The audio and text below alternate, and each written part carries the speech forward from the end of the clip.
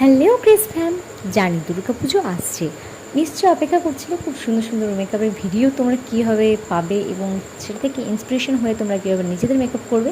তো চলো বন্ধুরা, আজকে মানে এই বছরে আমি কোনো রকম আগমনী লুক কিন্তু ক্রিয়েট করিনি, কারণ বুঝতে পারছি তোমাদের এটাকে একেবারে হেল্পফুল হচ্ছে না। হ্যাঁ, শুধু দেখার জন্য বা আমার কাজের জন্য হয়তো হেল্পফুল হচ্ছে, তাই ভাবলাম চলো আজকে একটা শুরু করা যাক।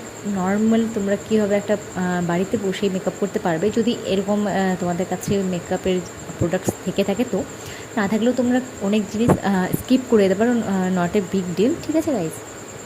তো যাই হোক, এইবার লুকটা হচ্ছে লাল পাড় সাদা শাড়ির ওপর, মানে লালে সাদা শাড়ি পরবে তোমরা, অনেকে অষ্টমীর দিন হয়তো পরো, সেই জন্য তোমরা কীরকম ধরনের মেকআপ করবে সেটা বলি। প্রথমে আমি টোনিং করে নিয়েছি অ্যান্ড দেন আমি একটা পমেড জেল নিয়ে নিয়েছি, যে তোমরা ময়শ্চারাইজার ইউজ করতে পারো যদি ঘাম কম হয়। তো এরপর আমি ভালোভাবে ওটা অ্যাপ্লাই করার পর আমি অ্যাপ্লাই করেছি যেটা, সেটা প্রাইমার কালার বাড়ি ছিল। আমি প্রোডাক্টগুলো অলরেডি কিন্তু দিয়ে